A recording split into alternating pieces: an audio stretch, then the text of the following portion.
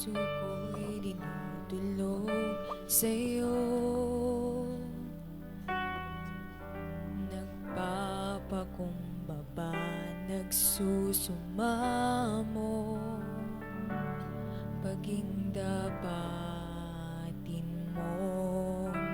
Ikaw ay mamasdan, makanikaan, sa'yo ay pumisan.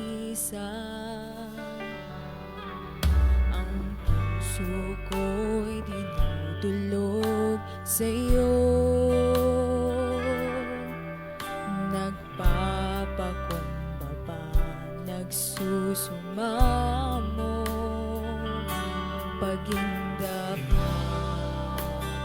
mo.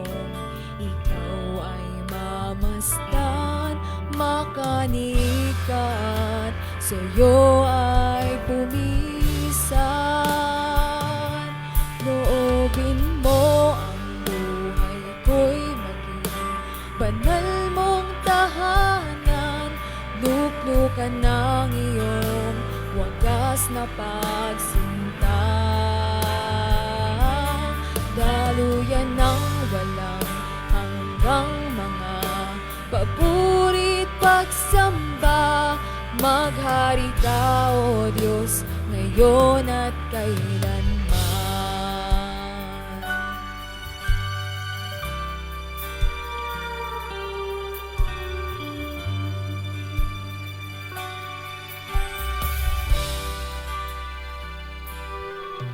Ang puso ko'y dinudulog sa'yo. Nagpapakumbaba, nagsusumamo, paging dapatin mo. Ikaw ay mamasdan, makaniikat, sa'yo ay pumisan. Loobin mo ang buhay ko'y maging banal mong tahanan. Luklukan ng iyong wagas na pagsinta. Daluyan ng walang hanggang mga papurit pagsamba. Maghari ka, O Diyos, ngayon at Panginoon, tulungan mo na ang buhay namin ay maging banal mong tahanan, Panginoon. Panirahan mo, Panginoon, ang aming buhay. Nang sa ganun ay magamit mo kami, Panginoon, sa mga taong nasa paligid po namin.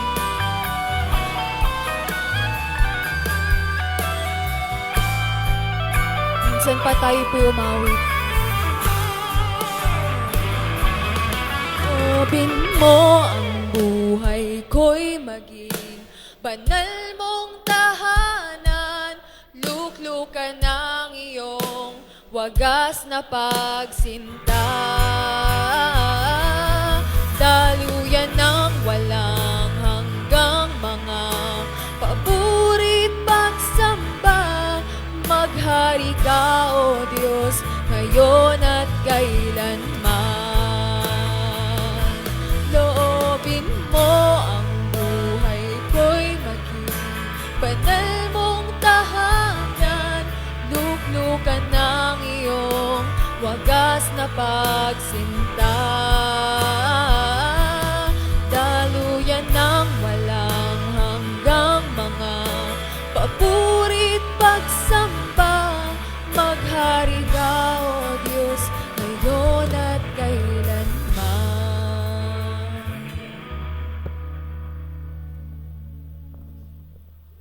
Maghari ka, O Diyos,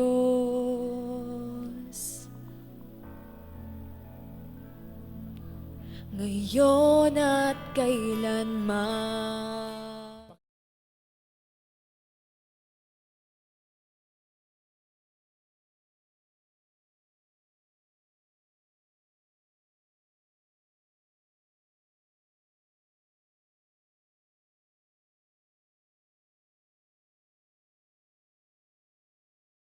hihilingan ko kayo na Sabihin sa Panginoon, Lord, I am part of this. I am in. I am all in sa gawain na to. So you will not only be listening and enjoying the worship and the word, but of course we will be asking you to make big decisions in your life. Zion will be challenged to dream big dreams, to be different and be a part in building a loving community. Sabihin nga nyo, loving community. Mga kaibigan, papaalala ko po sa inyo, yung mga campaigns, Rise and Rebuild, 40 days of community campaign, they will come and go. Even as they come, even as they go, walang magbabago sa iyo kung hindi ka gagawa ng desisyon ukol dito.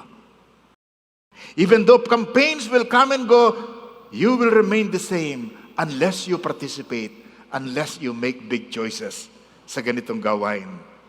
Sa 1 John chapter 4, babasahin po natin ito. Dear friends, let us continue to love one another, for love comes from God. Anyone who loves is a child of God and knows God.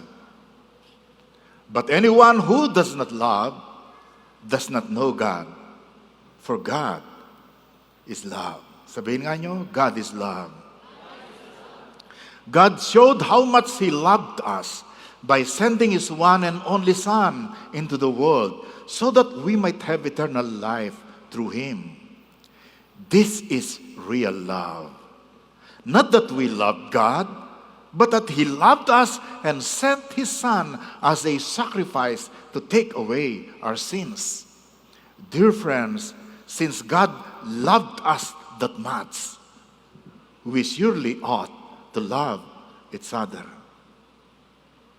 No one has ever seen God, but if we love each other, God abides or lives in us, and His love is brought to full expression in us. We know how much God loves us, and we have put our trust in His love. God is love, and all who live in love live in God, and God lives in them.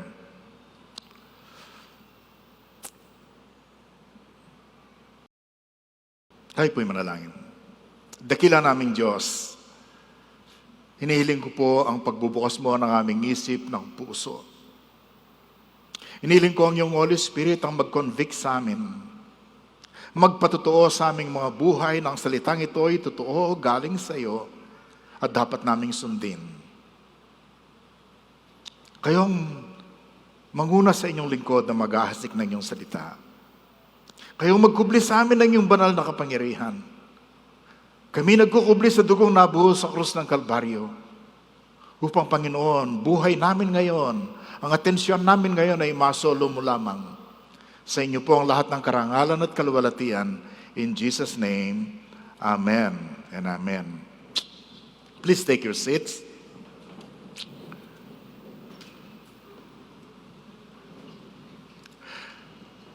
Sa 40 days of community, nangangarap tayong makapagtatag tayo ng isang komunidad, isang fellowship na masasabi natin, it is a loving community. It is a loving fellowship.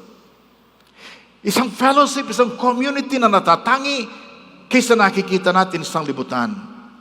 Ang ilang bahagi ng picture ng isang loving community ay ganito po.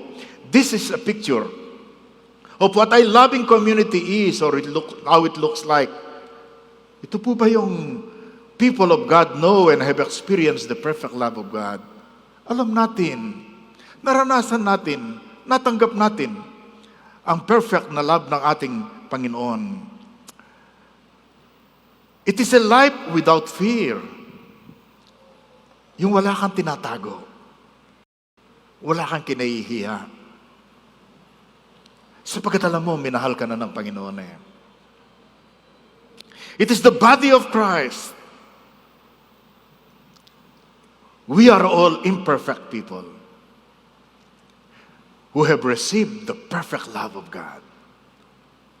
We are forgiven we are free and we are ever willing to forgive and to embrace others because we are children of God.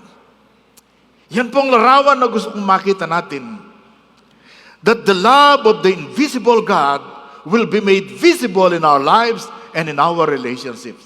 Yung bang pag-ibig ng Diyos hindi natin nakikita, ay makikita natin sa pag-iibigan natin sa isa't isa. The invisible will be made visible.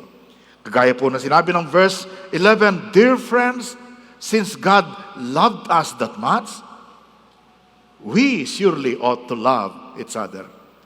Sapagkat ganun na lamang ang pag-ibig ng Diyos sa iyo at sa akin, dapat lamang na mag-ibigan tayo sa isa't isa. Mahal tayo ng Diyos, namatay si Jesus para sa iyo at para sa akin. Ganon tayo kamahal ng Diyos. At tayo'y nananatili sa kanyang pag-ibig, kaya ang Diyos ay nananatili sa atin. We remain, we live in the love of God. That's why God is living among us. We have no fear because perfect love casts out fear. Hindi tayo natatakot sa paghuhukom ng iba. We don't fear people. We are not perfect. In fact, we have many imperfections. In fact, we have many faults. Sino po sa inyong umaamin na marami kang imperfection, na marami ka ring pagkukulang, marami kang pagkakamali? Di ba? Salamat. Akala ko lang magtataas ng kamay. But God's love for us is complete and perfect. Natanggap po natin ang pag-ibig ng Diyos na ganap, kaya pwede po tayong umibig sa isa't isa.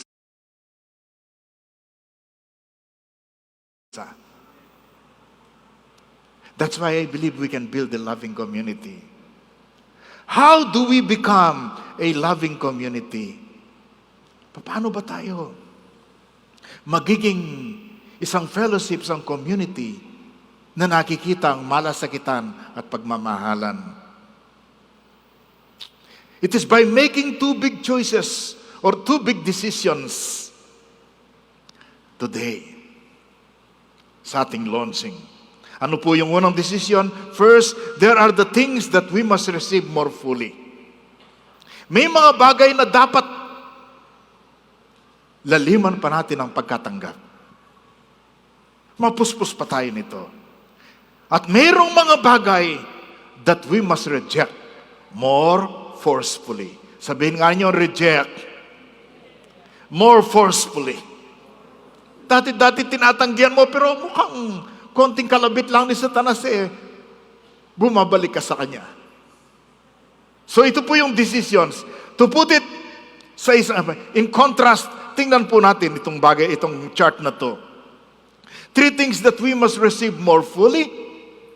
Dagdag niyo din salitang more fully. Number one, receive the truth of God. The first thing that we must reject forcefully, reject the lies of Satan. And then receive more fully the love of God. Reject more forcefully the hate of Satan. And then receive the fullness of the Spirit of Christ. And then reject the spirit of the Antichrist.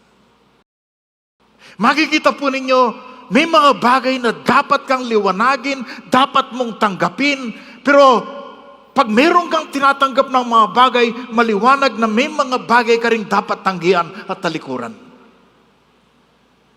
Pag ikaw ay pupunta sa direksyon na yon, tatalikuran mo ang mga bagay na iyong iiwanan. Things to reject, to receive more fully.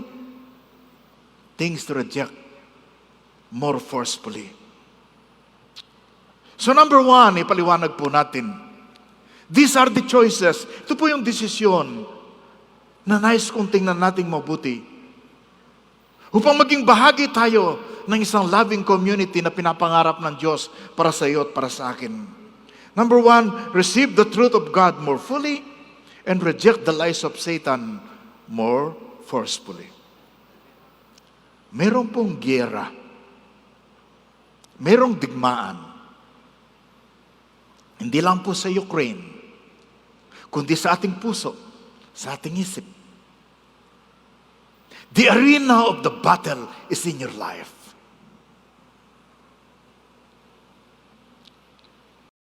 Iniwan ng Diyos ang langit, pumunta sa lupa, sapagkat gusto niyang angkinin ang buhay mo. Gusto niyang sabihin sa iyo, ako ang dapat mong tanggapin. Ang pag-ibig mo ko, ang dapat mong yakapin. Pero iniwan din ni Lucifer ang pagiging angel. At siya bumaba rito. At sinasabi niya sa iyo, akin ka. Thousands of years ago, sa Garden of Eden, yung unang mga ninuno natin, si Adam and Eve, nag-aagawan na ang dalawang pwersang ito sa puso ng tao. 2,000 years ago, sa time ng ating Panginoong Yesus sa lupa, nagkaroon na ng digmaan. At nagpatuloy yon through the centuries. At ngayon sa ating mga puso, nandyan ang pag-aagawan, nandyan ang digmaan. Dalangin ko na yung choices ang yung desisyon ay manahig, magtagumpay ang ating Panginoon. Amen? Sige po, palakpakan natin ang Panginoon. Receive the truth of God more fully.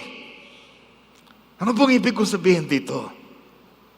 Tinanggap mo na yan eh. Tinanggap mo na yung pag-ibig ng Diyos eh, di ba? Tinanggap mo ng katotohanan sa pag-ibig ukol sa Panginoong Yesus. Pero,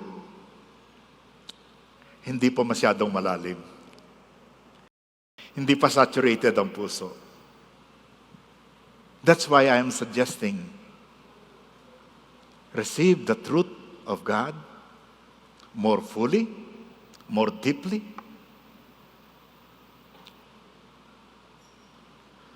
Kung dati hanggang dito ka, dapat lumalim pa.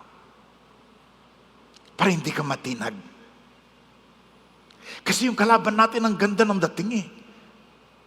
Di ba? Ang ganda ng packaging ng ating kaaway.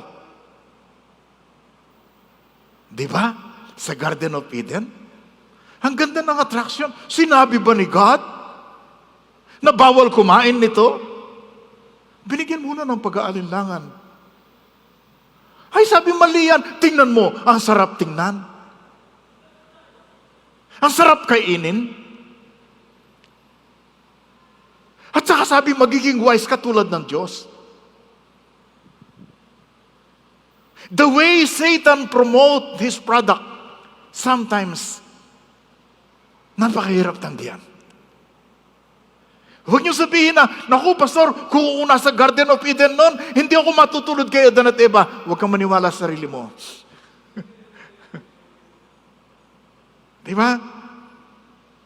Madalas tayong bumigay, madalas tayong madaya. Natutokso tayong maniwala sa kasinungalingan.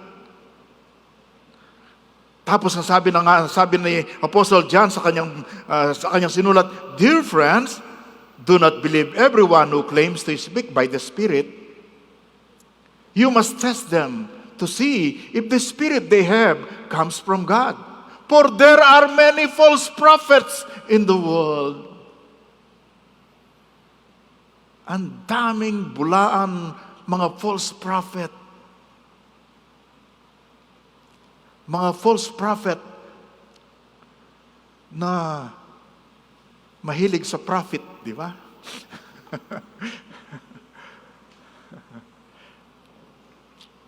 Maraming naglipa ng false teachers and propeta. Siyempre, di yan galing kay Lord. Galing yan sa devil. Medyo mas attractive.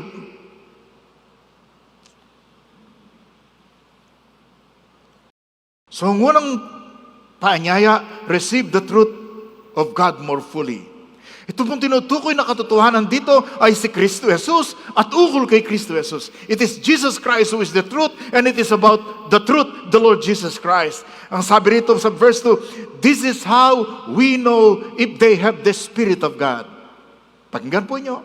Hindi lahat ng nangangaral nasa kanilang Espiritu ng Panginoon. This is how we know if they have the Spirit of God. If a person is claiming to be a prophet, a person claiming to be a prophet acknowledges that Jesus Christ came in real body, that person has the Spirit of God. Pag ang isang nangangaral kinikilala niya na si Kristo ay Diyos at isang araw nagkatawang tao, tunay siyang naging tao, bagamat Diyos pa rin siya, namatay sa krus ng Kalbaryo, inilibing, nagbangon na muli. Alam mong galing sa Diyos yan. Pero maraming mga kataruan na hindi kinikilala na siya Diyos na nagkatawang tao. Na hindi kinikilala na siya namatay pero nagbangon na muli. Hindi yun galing sa Diyos. It is about this. Ang katotohanan, kaibigan, God loves you. Jesus, who is God, became a human being so that He can save us. Mahal ka ng Diyos. Si Jesus naging tao, namatay sa krus. Bakit?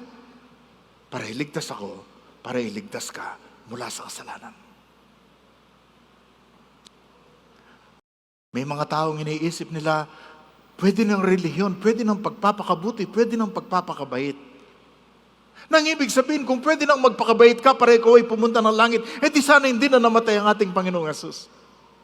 Pero pag yun ang naging pamantayan, yung pagpapakabait, pagpapakabuti, kukunti lang pong makakarating ng langit.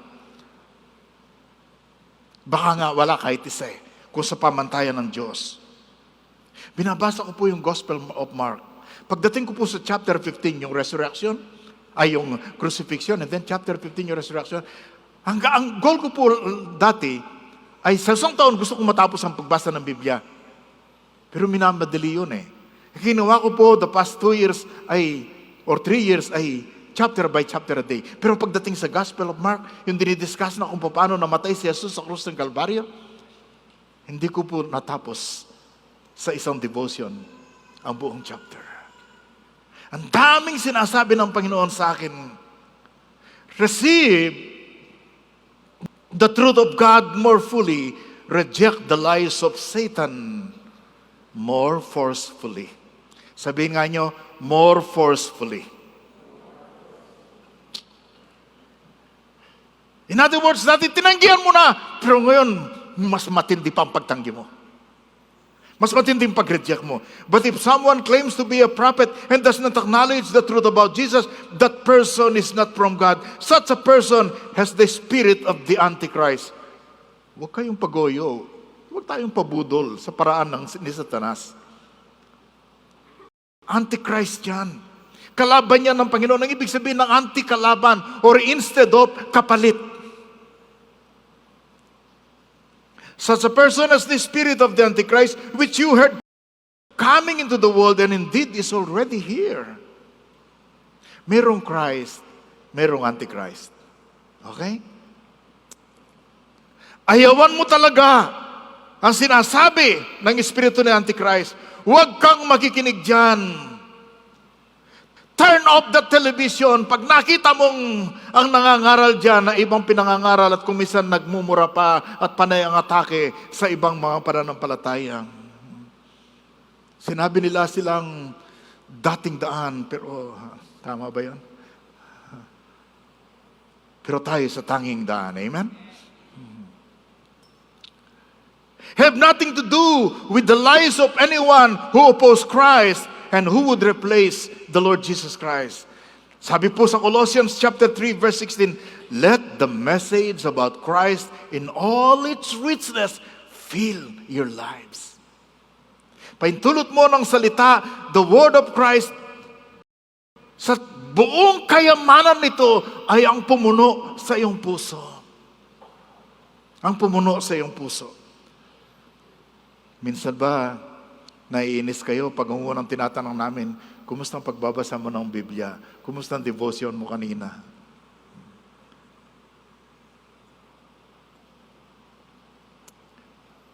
Be filled with the Word of God. Let it overflow. This will make us more godly, and this will make us a more loving person. Receive the truth more fully, reject the lies more forcefully. Number 2, receive the love of God more fully, reject the hate of Satan more forcefully.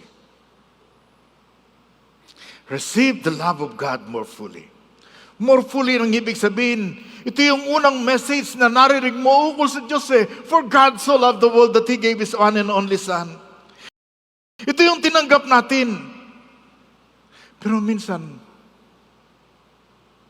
medyo mabuhay pa tayo. Madali pa tayong madala ng ibang katuruan. Be fully captivated by the Word of God. Be amazed. Drink deeper into the river of His love. Ang sabi sa verse 10, this is real love. Not that we love God,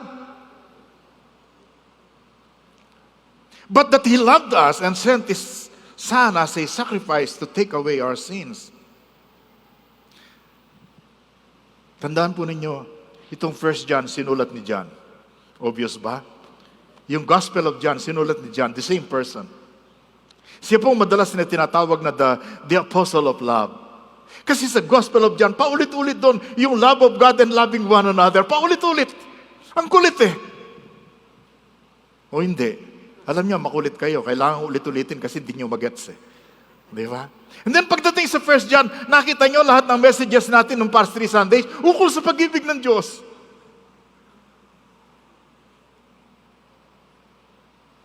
Itong si John, ito yung nagsabi na, at itinuro niya yung disciple, the disciple whom Jesus loved. Itong si John ang nagsulot ukol kay Lazarus. Nung magpadala ng message ang kanyang mga kapatid, si Mary at si Martha, Lazarus, the one you love.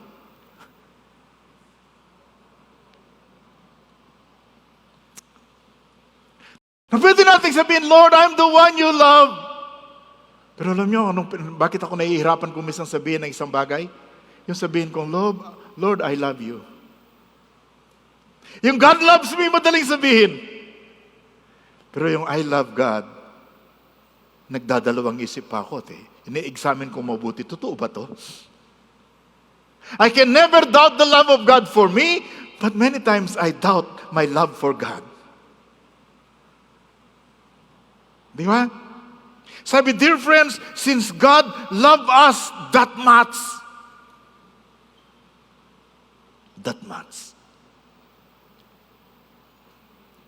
gaano kalaki yung much? You know, some parents sa US bago matulog ang kanilang mga anak, pinagpipray nila Tapos magkakaroon sila ng ritual. Sasabihin niya, I love you this much. No. I love you this much. No. I love you this much. No. I love you this much. Yes. But only God can say, I love you this much. Sapagat ang mga kamay na gumanon, yun ang mga napako sa krus ng Kalbaryo na sinasabi sa iyo, I love you this much.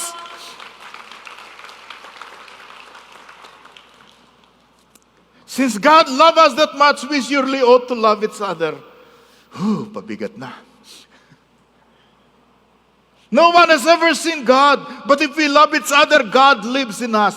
Wala pa nakakita sa Diyos Pero pag tayo nag-iibigan, maliwanag ang Diyos kasama natin. Nang ibig sabihin, dahil sa ating pag-ibig, nagkakaroon ng picture ang mga tao kung ano ang mukha ng Diyos. Di ba? Kung ano ang mukha ng Diyos. Look at these expressions na gusto kong gamitin natin palagi. Alam ko, yung iba sa atin, tinanggap na natin na mahal tayo ng Diyos. Pero kung minsan, hindi pa natin namahal ang ating sarili. Alam natin, tinanggap na natin, pinatawad tayo ng Diyos. Pero kung minsan, hindi pa natin napatawad ang ating sarili. That's why we need to make this declaration many times. God loves me. Jesus died for me. I-highlight po nyo yung, huwag nyo nang gamitin yung as. Pag para sa'yo, yung me nang gamitin mo. God loves me. Jesus died for me. God accepted me. God redeemed me. God has forgiven me. God's love for me is deeper than the deepest ocean. God's love for me is higher than the highest mountain. God's love for me is wider than the universe and longer than 1,000,000 years. He loves me with an everlasting love. He loves me perfectly and completely. Can you make the declaration today? Would you like to read that every morning?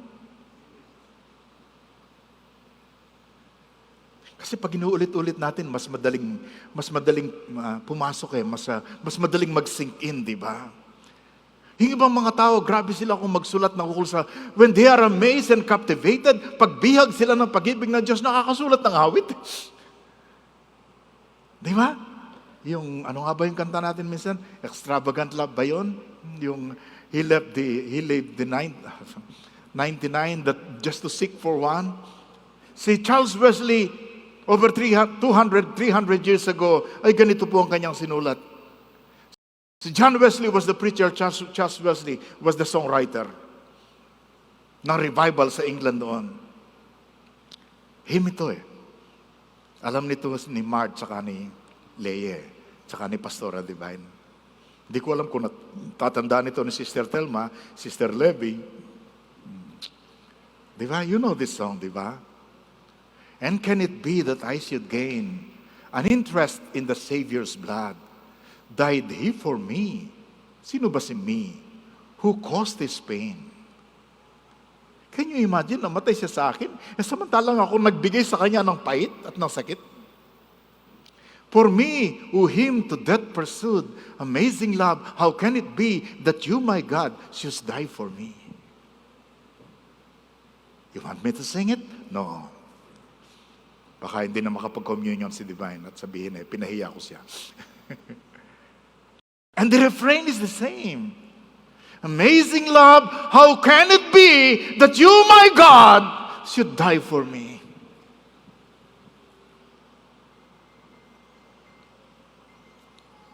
Do you have a way of receiving His love more fully and expressing it in words? Maybe you should write it or you should sing it. And from this amazing love, mag-overflow yung pag-ibig ng Diyos sa atin para sa ating kapwa. This is the dream. This is the will of God. This is the desire of God. Look at verse 7. Dear friends, let us continue to love one another. Sabihin nga nyo, let us love one another. For love comes from God. Anyone who loves is a child of God and knows God. But anyone who does not love does not know God. For God is love.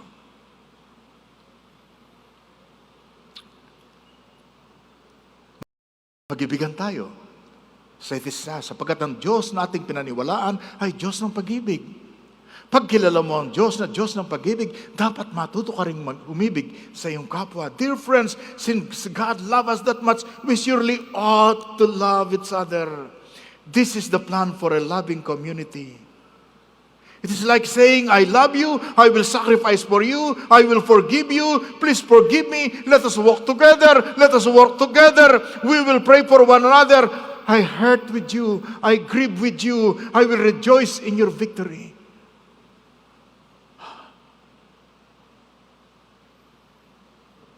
Pag ganyan ang pag-ibig natin, binibigyan natin ng mga tao ng isang maliwanag na picture kung ano ang ating Diyos, ang Diyos ng pag-ibig. Natatandaan niyo yung isang kwento? Kung paano ang isang lalaki nagmamadaling umuwi sa kabilang states, pumunta siya sa airport, nagmamadali. Kasi sabi niya sa kanyang family, sa kanyang wife, I'll be home for Thanksgiving.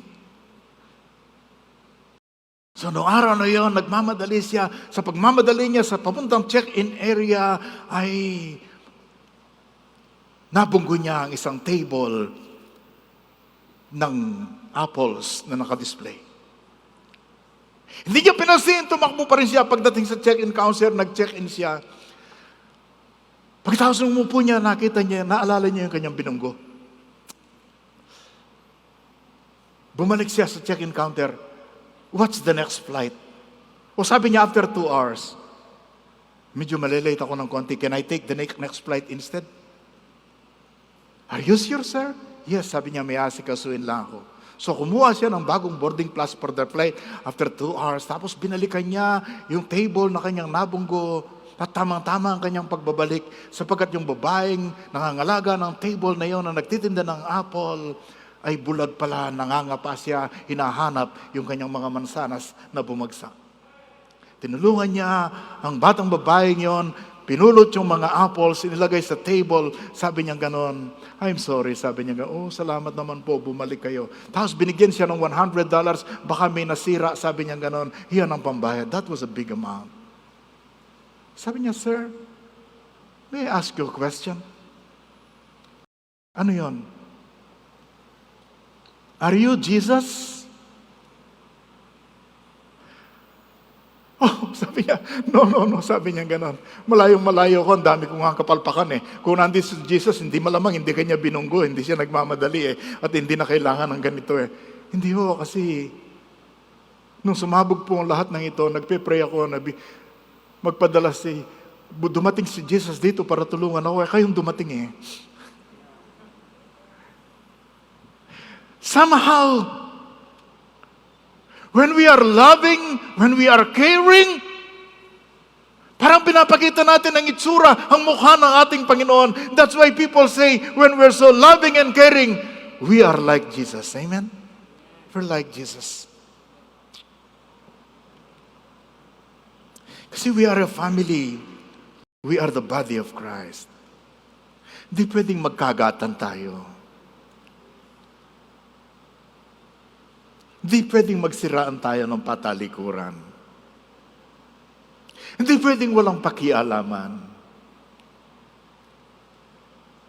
Hindi pwedeng walang malasakitan. Because we are a family, we are the body of Christ. And reject the hate of Satan more forcefully. Sabi sa Campus Crusade for Christ, yung for spiritual laws, God loves you and He has a wonderful plan for His life. Mahal ka ng Diyos, meron ka gilagilalas na plano ng Diyos para sa buhay mo. Pero pwede nating idagdag ito, Satan hates you and he has a terrible plan for your life. Magpapanggap siyang kaibigan mo, magpapanggap siyang kakampi mo, pero hindi mo kaibigan si Satanas. Sisirain ka niya, wawasakin ka niya, at sisirain niya pati ang ating church. If someone says, I love God, but hates a fellow believer, that person is a liar.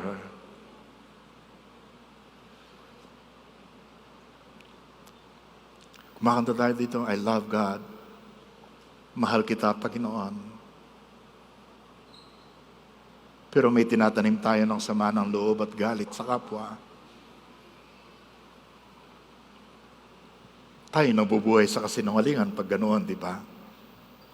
For if we don't love people we can see, how can we love God whom we cannot see? Kung di natin maiibig ang mga tao na nakikita natin. Ganda nga ng kinanta ng ating special music di ba? Nabubuhay sila o naglalakad. Akala mo alam ang pinupuntahan pero hindi pala. Akala mo okay sila, pero meron silang private pain.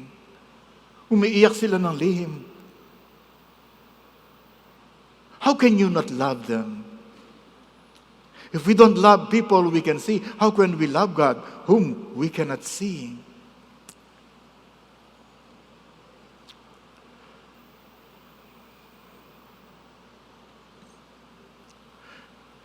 Si Satanas po ay ama ng kasinungalingan. Siya po ang pinagmumulan ng kasinungalingan, ng galit, ng pagkamuhi, lahat po ng makamundong kaisipan at attitude, reject ang lahat ng emotion, lahat ng attitude, lahat ng activities na galing sa Kanya. Ayawan mo, tanggihan mo, kamuhian mo, sabihan mo, isigaw mo, I hate you, I hate you, I hate you.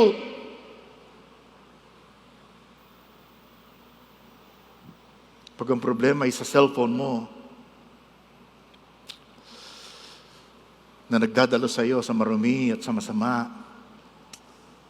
paano mo tatanggihan yan more forcefully? Ibato mo ang cellphone mo, tapakan mo, I hate you. Pero bago mo gawin yon, sa pagkita mo sa akin, baka maganda-ganda, pwede kong...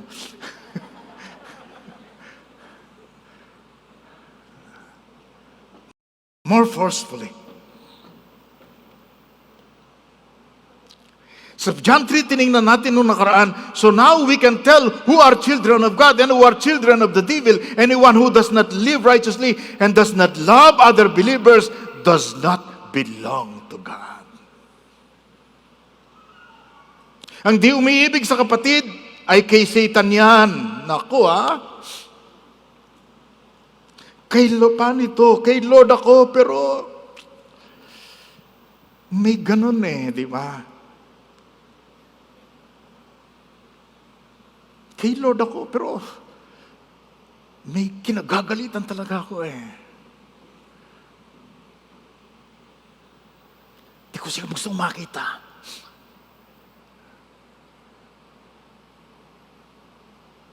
Maybe kay Lord ka. Pero ang feeling na yon hindi kay Lord. You must reject that more forcefully. Ang sabi sa verse, doon sa binasa natin, we must not be like Cain, who belonged to the evil one. Grabe, si Cain pala ay kay Satanas. Dahil nagselos, nainggit sa kanyang kapatid, at patraidor niyang pinatay.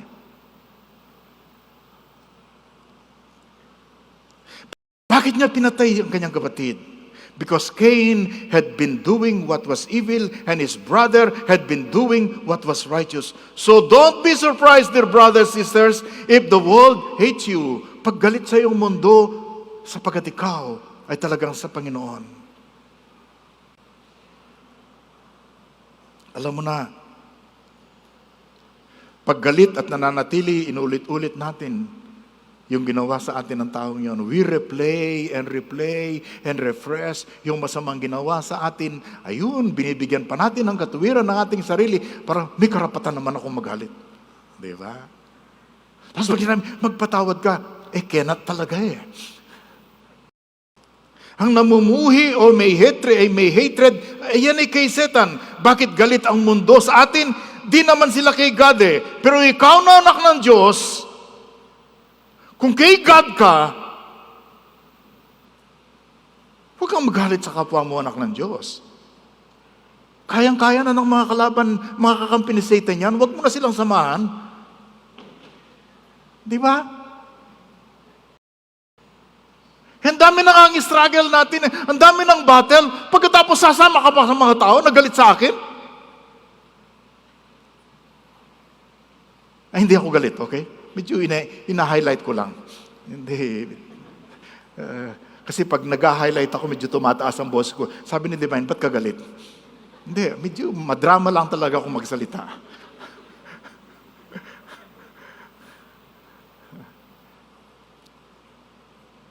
Ephesians chapter 4. Kung magagalit man kayo, pwede palang magalit. Di ba? Sa English pa nga be angry. Bay, pwede palang magalit. Kung magagalit man kayo, iwasan ninyong kayo'y magkasala. Uy, may galit pala na nagiging kasalanan. Hindi lahat ng galit. Nagiging kasalanan. Paano? Huwag ninyong hayaang lumubog ang araw na galit pa rin kayo. Paano? 30 araw nang lumubog. Andun pa rin. Di ba?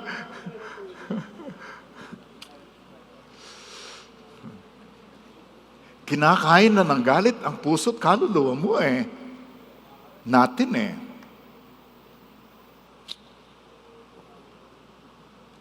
Kung magagali, iwasan ninyong kayo'y magkasala, huwag ninyong kayang lumubog ang araw na galit pa rin kayo, huwag ninyong bigyan ng pagkakataon ng dyablo. Alam nyo, ang madalas pasukan ng kaaway at ma-oppress ni Satan at mapabagsak, yung may tinatagong galit at sama ng loob. I know that. Kasi ang ilang mga dinil po namin, ninirap namin, na mga demonized, nagsimula lang sa tampo at pagtatanim. Sabihin nyo, I reject this, I reject Satan, I reject hatred. Sabihin nga nyo, I reject Satan, I reject hatred. If you want to be healthy and happy, reject the hate planted by Satan. Receive more fully the love of God and let it overflow in our life. Reject the hate of Satan. Number 3. Receive the Spirit of Christ more fully. Reject the spirit of Antichrist more forcefully. Sabihin niyo, Pastor, natanggap ko na naman ang Holy Spirit eh. Di ba, sabi sa 1 Corinthians 6:19, na tayo mga temple ng Holy Spirit, tama po yun.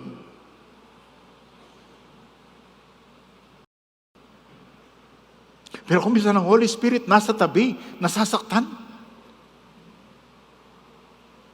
hindi makakilos. So sa katanungan, okay, Pastor, tinatanggap ko, I must love more fully, I must love other people, I must forgive, I must receive the love of God more fully in my life, I must reject the truth. Ang problema, Pastor, sa araw-araw, pagkatapos ng ilang linggo, babalik ako sa dati. Parang hindi ko kaya to eh. I agree with you. Hindi natin basta kaya to eh. Di ba? Pero itong kagandahan eh. Inilagay sa atin ng Diyos, binigay sa atin ng Diyos ang Holy Spirit, ginawa tayong templo, tahanan tayo ng Espiritu Santo, at ang Holy Spirit na yan, ang siyang kikilos sa ating buhay upang magtagumpay tayo, upang makayanan natin ang hindi kaya, upang matuto tayong magmahal, matuto tayong magpatawad sa ating kapwa. Sabi po sa verse 4, but you belong to God. My dear children, you have already won victory over those people because the Spirit who lives in you is greater than the Spirit who lives in the world. Kaibigan, ang Espiritong natanggap mo, ang Espiritong natanggap natin, ang Espiritong tumatahan sa atin ay higit na makapangyarihan at dakila kaysa Espiritu ng sanglibutan. And because of the Holy Spirit, we can win the battle, we can love, we can reject hatred, we can reject sin, we can reject lies. All by the power of the Holy Spirit. All by the power of the Holy Spirit. The Spirit of God, nandun na siya sa creation, di ba? Brooding over the waters. The Spirit of God, ang siya nagbibigay ng kapangyarihan kay Samson para maging malakas. Ang Spirit of God yan ang nagbibigay ng kapangyarihan upang makapag-witness tayo. Ang Spirit of God ang nagbibigay ng kapangyarihan upang may reveal ang katotohanan. Ang Spirit of God ang pinadala sa atin upang buksan ang ating puso at magkaroon ng conviction. Ang Spirit of God ang magbibigay sa atin ng kapangyarihan upang magawa natin ang iniuutos ng ating Panginoon. At nasa atin ang Holy Spirit. We are the temple of the Spirit. We can experience the fullness of the Holy Spirit. Sa Galatians 5, itong pwedeng gawin sa iyo ng Espiritu Santo. 5:22. But the Holy Spirit produces this kind of fruit. Okay? In our lives, love, joy, peace, patience, kindness, goodness, faithfulness, gentleness, and self-control. Kaibigan, pag ang Holy Spirit ang nagko-control, nag-i-empower sa atin, we will be a loving person. We will be a joyful people. Naku, mawawala pa lang ang feeling na para kang depressed, ano? Kasi filled with joy ka eh. Di ba? Mawawala pa lang loneliness. We'll be people at peace. Tayo magiging matyaga, tayo magiging mabait, tayo magiging mabuti, tayo magiging matapat. Wow! Sino sa inyong gusto maging matapat? Okay, sis, bro, I will see you at 7 tomorrow. 7 in the evening. Okay? Pagka 8 o'clock, wala ka pa. Kailangan mo talaga ng fullness of the Holy Spirit. Di ba? Kailangan natin ng gentleness, kailangan natin ng self-control. The Holy Spirit will transform our lives. The Holy Spirit will make us the real body of Christ. The Holy Spirit will make us a loving community. The Holy Spirit will enable us to forgive one another. The Holy Spirit will enable us to care for one another. Siya ang gagawa niyan sa ating buhay. Kaibigan, kapatid, mga leaders, anong gusto mong mangyari sa 40 days na darating? Sa buhay mo, sa cell group mo, sa family mo, sa community mo. Kung hindi pa nyo nagawa nitong mga nakaraang araw, today and tomorrow, gusto kong maglistahan kayo. Anong dapat kong gawin? Anong gusto kong mangyari? Lakihan ninyo ang inyong pangarap. Damihan niyo ang mga taong gusto niyong maabot. Lahat ng pangarap natin ay pwede nating ilagay sa isang pananalangin. For this campaign, I'm praying for big things. At pag inilagay po natin sa pananalangin, dakila ang mangyayari. We will be a loving community. At the end of 40 days, we know how to love, we know how to forgive, we will know how to care. At maraming ma-attract sa ating Panginoon dahil sa paraan ng ating pagmamalasakitan sa isa't isa. As an encouragement po sa inyo, pwedeng tumayo tayo saglit.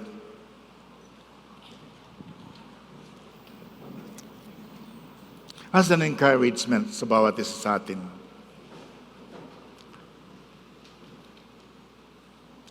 Nais ko pong manalangin kayong mabuti. Humingi kayo ng dakila at malalaking bagay mula kay Lord.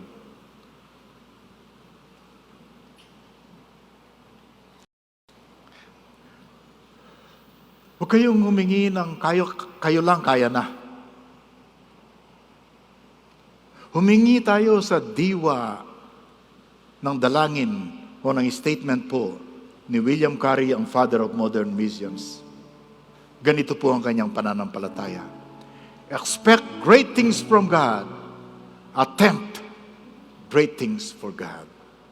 Sa 40 days na to, umasa tayo ng dakilang bagay na itutulong at ibibigay ni Lord. At magtangka tayo ng dakilang mga bagay